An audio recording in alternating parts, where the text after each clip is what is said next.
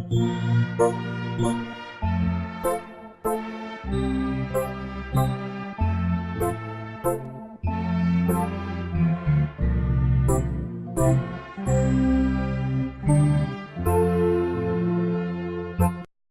c'est merveilleux d'être dans la présence du Seigneur et nous voulons vous souhaiter la bienvenue à cette émission, le temps de la grâce.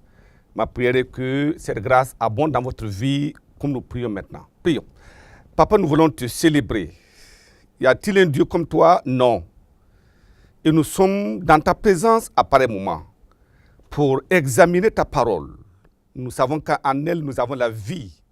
Nous prions qu'à pareil moment, comme nous sommes en train de considérer cette parole, que ta présence soit effective et qu'il y ait l'illumination venant du ciel pour donner la compréhension à chacun de nous.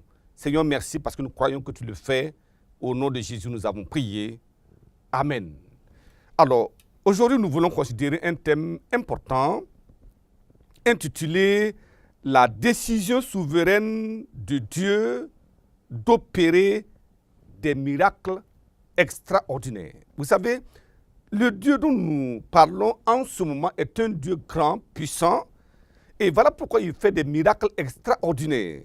Et nous devons simplement faire confiance en lui, et certainement, il va nous étonner. Lisons dans Luc, chapitre 13, et le verset 16. Il nous dit là-bas, verset 16, « Et cette femme, qui est une fille d'Abraham, et que Satan tenait liée depuis 18 ans, ne fallait-il pas la délivrer de cette chaîne le jour du sabbat ?» Voyez là, c'est une déclaration formelle du Seigneur. Il dit, mais cette femme était liée par Satan depuis 18 ans. Est-ce qu'il ne fallait pas la délier? Ça veut dire quoi?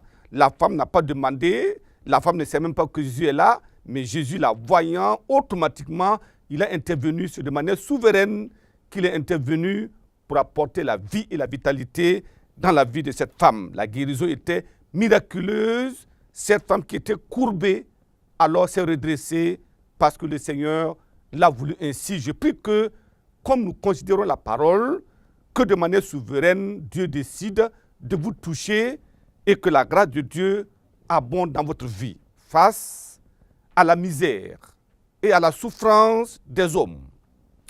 Dieu peut décider de manière souveraine de délivrer, de sauver, de guérir et de protéger.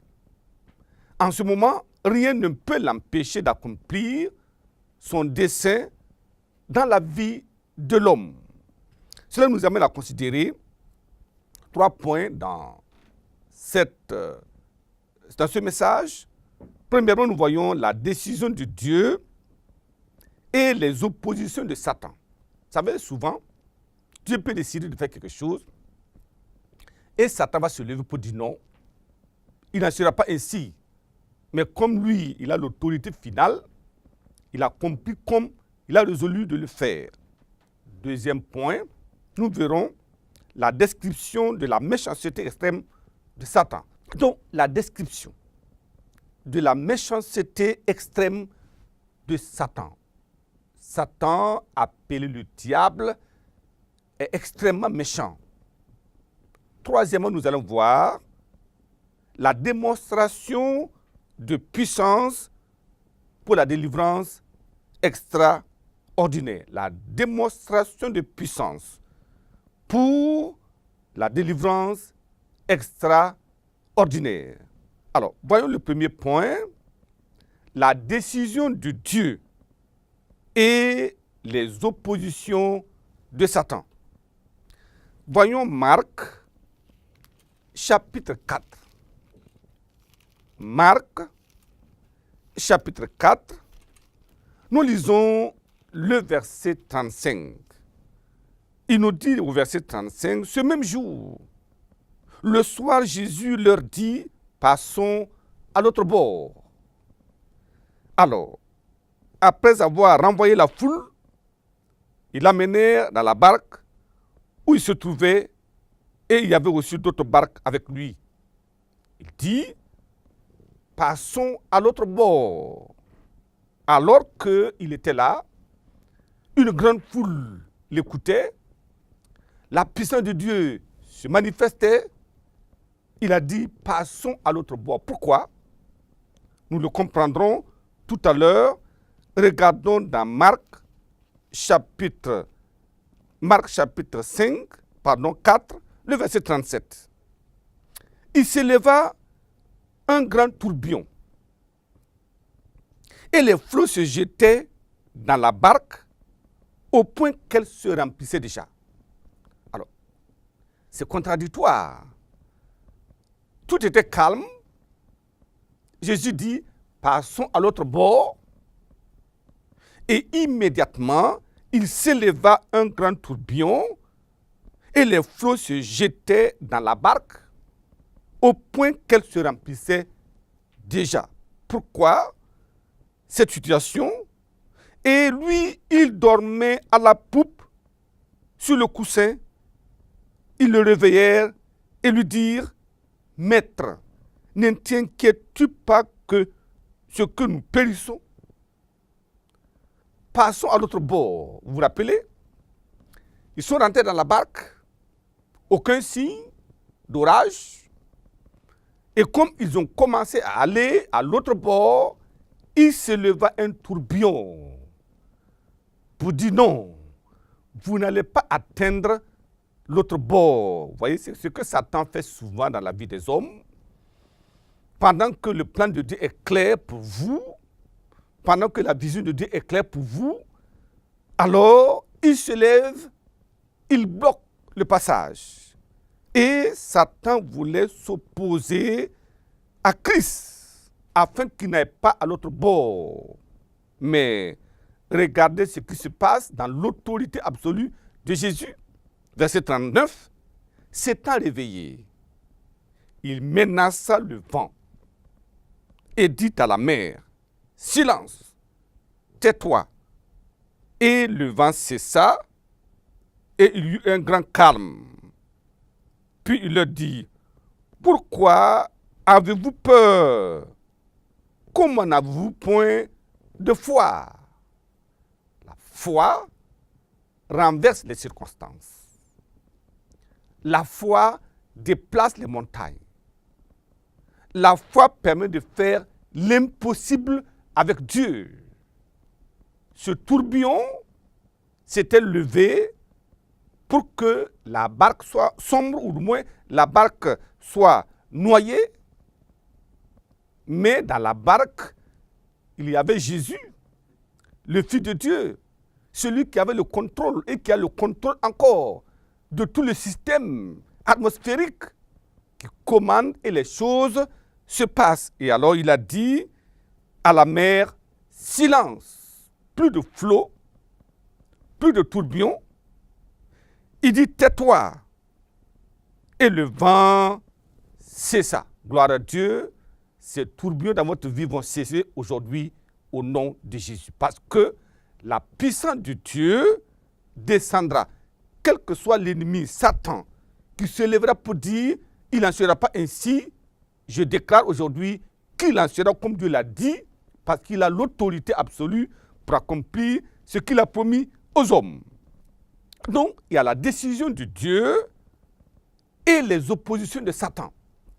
Mais retenez que ce que Satan ne veut pas, Dieu le fera. Amen. Et voilà pourquoi nous devons simplement croire, écouter la parole, percevoir la vision, aller dans le sens de la vision et le plan de Dieu sera accompli. Deuxième point, la description de la méchanceté extrême de Satan. Pourquoi Jésus devait aller à l'autre bord pendant qu'il était là avec cette foule? Vous savez, Jésus voyait partout, il était capable de percevoir, capable de savoir ce qui se passe à n'importe quel coin du monde. L'autre côté, Jésus savait que quelqu'un était là-bas en proie à des troubles de Satan. Voilà pourquoi il a dit, passons à l'autre bord. Donc voyons maintenant au chapitre 5, quand la mer s'est calmée et quand ils sont arrivés, qu'est-ce qui s'est passé? Ils arrivèrent à l'autre bord. Alléluia. à l'autre bord de la mer, dans le pays des Gadaréniens. Aussitôt que Jésus fut hors de la barque, il vint au-devant de lui un homme sortant des sépulcres, possédé d'un esprit impur. Ah, voilà. Jésus voyait déjà la situation de cet homme de l'autre côté de la mer. Et voilà pourquoi il a dit, nous devons passer de l'autre côté. Quelqu'un m'attend là-bas. Vous êtes peut-être à la maison, couché, peut-être à l'hôpital, couché, à n'importe quel niveau, et vous dites, mais est-ce que quelqu'un se souvient-il de moi? Je voudrais vous rassurer que Jésus sait quel est le degré de votre souffrance, quel est le désir ardent de votre cœur, et il est prêt à venir à vos côtés pour apporter la solution à votre problème. Gloire à Dieu. Donc, cet homme n'était plus en mesure de pouvoir dire, je veux la guérison, je veux la délivrance, parce qu'il était devenu possédé, il était dans les sépulcres. Regardons ce qu'il était. Cet homme avait sa demeure dans les sépulcres et personne ne pouvait plus le lier, même avec une chaîne. Personne. Alors, cette personne ne peut plus avoir une volonté. Sa volonté était ligotée, sa conscience était liée, son âme était en tourment. Il ne peut plus désirer quelque chose de bon pour lui. Car souvent, il avait eu des fers aux pieds et avait été lié de chaînes. Mais il avait rompu les chaînes et brisé les fers, et personne n'avait la force pour le dompter. Gloire à Dieu. Personne. Mais gloire soit rendue à Dieu. Si les chaînes dans tes pieds, ou à tes pieds, les chaînes à tes mains, les chaînes dans ta conscience, il faut dire gloire à Dieu parce que un signal, bien, Jésus a dit, passons à l'autre bord. En ce moment, Jésus viendra à côté de vous. Il était sans cesse nuit et jour dans les sépulcres et sur les montagnes, criant et se meurtrisant avec des pierres. Voilà comment Satan est cruel. Il n'a pas de pitié. Si vous mettez la main dans le sac de Satan, il va vous tourmenter. C'est pour ça, nous avons besoin de comprendre et de savoir qu'on ne s'amuse pas avec le diable, parce que sa nature, c'est la méchanceté, c'est la cruauté, et ce qu'il désire ardemment, c'est envoyer le monde entier dans le feu de l'enfer. Voilà pourquoi il a beaucoup de stratégies. Il utilise la chair, il utilise le monde, il utilise tout ce qui nous entoure, il utilise des hommes, il utilise des femmes, il utilise des circonstances afin que l'homme soit déboussolé, qu'il perde confiance en son Dieu et qu'il cherche maintenant à côté. Et alors, Satan, dans sa furie, terminera avec une telle personne. Mais je déclare et je prie que vous ne vous détourniez pas de Dieu. Au contraire, si vous étiez éloigné, approchez-vous. Si vous ne le connaissez pas, invoquez-le. Parce qu'il est le Dieu souverain qui décide de ce qui doit se passer dans la vie de l'homme. Je prie qu'il en soit ainsi. Voyons un autre cas de méchanceté de Satan. Marc, chapitre 9, nous lisons du verset 17. Verset 17. Et un homme de la foule lui répondit, « Maître, j'ai amené auprès de toi mon fils qui est possédé d'un esprit muet. » Ah, là ce n'est pas que la personne était dans les sépulcres, mais il était possédé d'un esprit muet. Souvent les gens ne comprennent pas pourquoi cet enfant n'entend pas, pourquoi il ne parle pas, pourquoi cette fille ne peut pas dire ce qu'elle veut, possédée d'un esprit muet, un esprit sourd. Et voilà pourquoi ces manifestations sont là fréquentes. En quelques lieux qui le saisissent, il le jetait par terre. Il le jette par terre. L'enfant écume, grince des dents et devient tout raide. J'ai prié tes disciples de chasser l'esprit et ils n'ont pas pu. Voyez, l'épilepsie, ces trucs d'oppression, de tourment dans la vie des hommes, les gens se disent, mais que s'est-il passé? Le diable est passé par là. Et voilà pourquoi il est tellement cruel qu'il n'a pitié de personne. Verset 20. Et aussitôt que l'enfant vit Jésus, l'esprit l'agita avec violence, il tomba par terre et il roulait en écumant. Voyez là, ça c'est incroyable. Quand il a vu Jésus, c'est l'esprit qui l'a jeté par terre. Il écumait. Voyez, depuis verset 21, Jésus demanda à son Père, combien y a-t-il de temps que cela lui arrive? Depuis son enfance, répondit-il. Depuis son enfance. Vous imaginez un enfant? Qu'est-ce qu'il a pu faire de mal? Non. Un enfant, 1 mois, 2 ans, 3 ans, qui est tourmenté ainsi par un démon. Vous voyez des enfants nés mal formés, des enfants qui sont nés avec des infirmités par là-bas, et cette infirmité dure. Ça, c'est la preuve que l'ennemi est en action. Mais vous savez, il y a la décision souveraine de Dieu d'opérer des miracles extraordinaires. Vous voyez, les enfants de Dieu, quand le mal est à un certain niveau, ils se disent, bon, il n'y a plus rien à faire. Comme si notre Dieu était un Dieu faible, qui a des limites, quand on parle de miracles extraordinaires, ça veut dire que vous êtes à un niveau où votre problème est tellement grand qu'on n'a pas de solution. Mais c'est là que se manifeste la puissance de Dieu. Je prie qu'aujourd'hui, cette puissance soit démontrée et qu'il y ait des miracles extraordinaires dans votre vie au nom de Jésus. Et souvent, vous recevez un miracle aujourd'hui et vous dites, ah, c'est fini. Non, revenez encore demain, il y a encore des miracles. Gloire à Dieu. Je me rappelle, il y a une semaine, nous étions à Somgandé pour notre campagne d'évangélisation.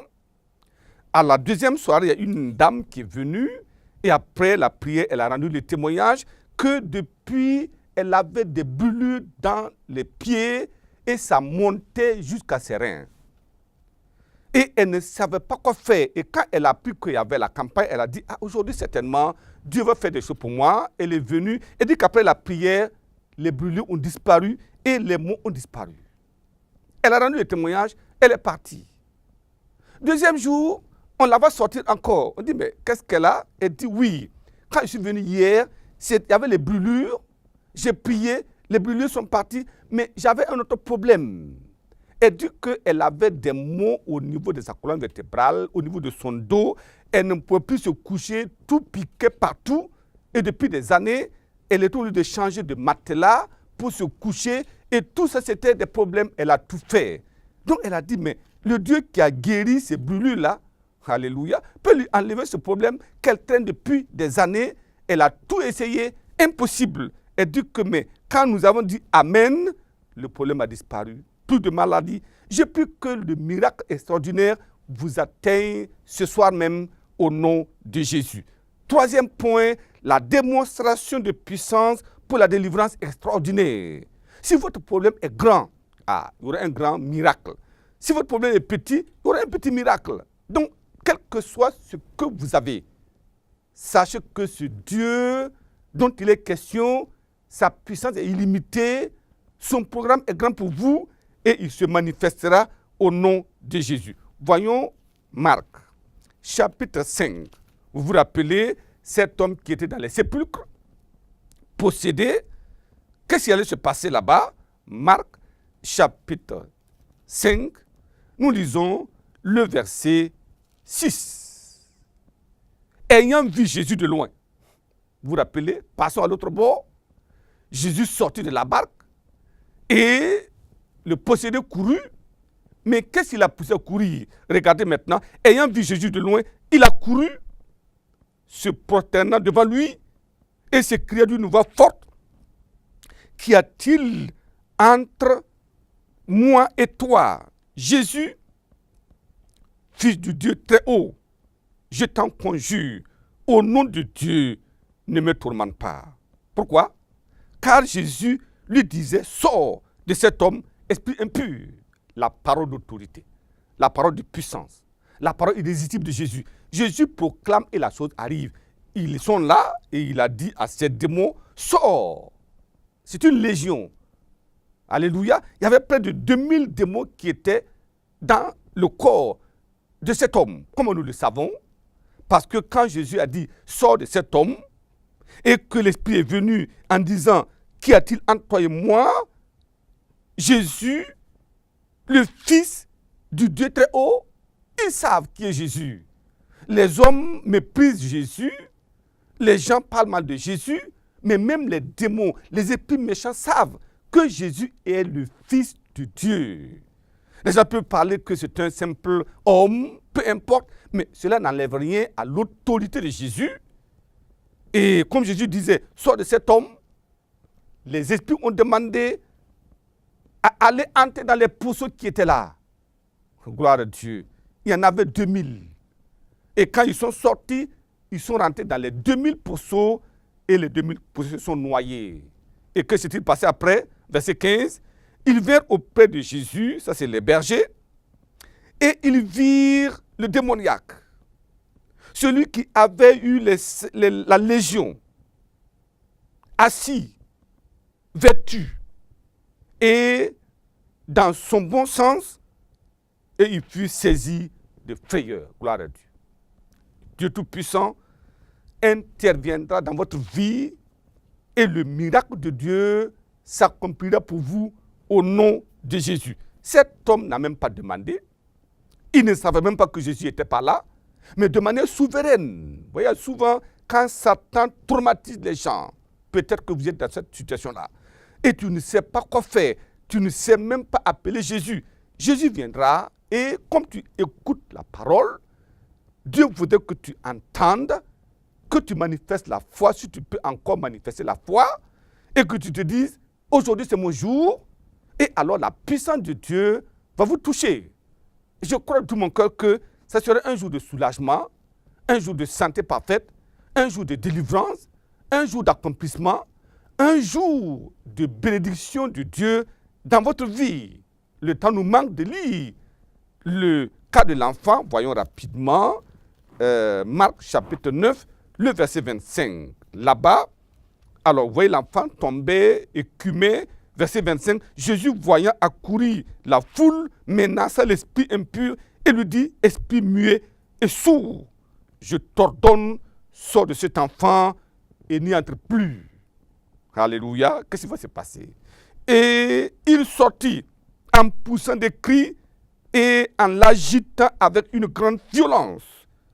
L'enfant devint comme mort, de sorte que plusieurs disaient qu'il était mort. Mais Jésus, l'ayant pris par la main, le fit lever et il se tint debout. Alléluia. Extraordinaire. La puissance de Dieu à l'œuvre dans votre vie aujourd'hui. Peut-être que pour vous, c'est une maladie. Peut-être que c'est une malédiction. Peut-être que c'est un mauvais sort. Peu importe la qualité ou la qualification, quelle que soit l'importance, la gravité de la situation, le nom de Jésus suffit. Amen. Parce que la Bible dit qu'au nom de Jésus, tout genou fléchit.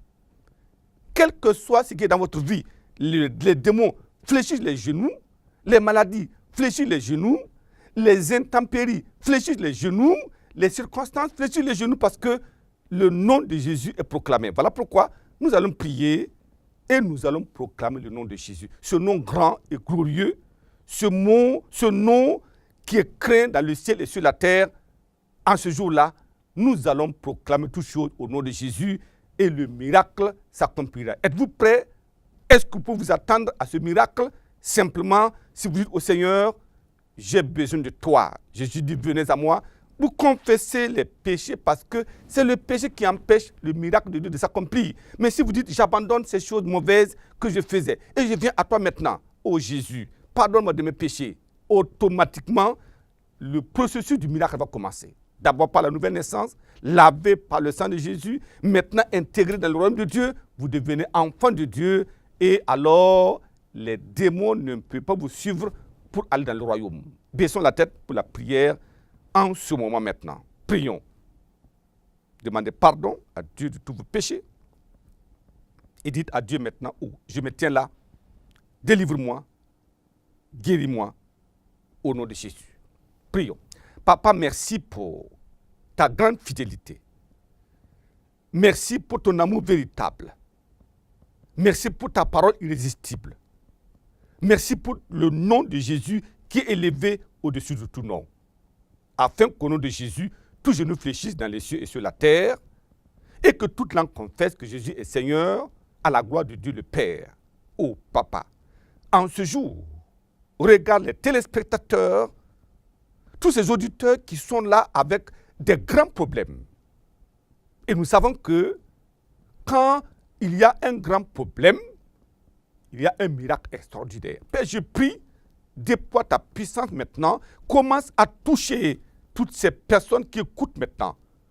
Délivre-les, touche-les, glorifie ton nom dans leur vie et que toutes les maladies soient décimées, consumées par le feu de ton esprit au nom de Jésus. Je prie que de la tête aux pieds, qu'aucune maladie ne soit encore là-bas, que le feu les consume et qu'ils soient délivrés totalement au nom de Jésus. Que les oppressions, Satan qui a envoyé ces démons dans ce corps, oh, je prie que ces démons soient châtiés maintenant, brisés, chassés, au nom de Jésus. Je commande, force du mal, démons, esprits méchants, dans n'importe quel corps, lâchez prise maintenant au nom de Jésus. Seigneur, confirme ta parole par un miracle ou par des miracles extraordinaires pour chacun maintenant au nom de Jésus. Père, merci parce que je crois que tu le fais. Vous êtes délivrés au nom de Jésus. Vous êtes guéris au nom de Jésus. Père, merci pour la réponse. Au nom de Jésus, nous avons prié. Amen. Amen. Que la grâce de Dieu soit avec vous. Amen.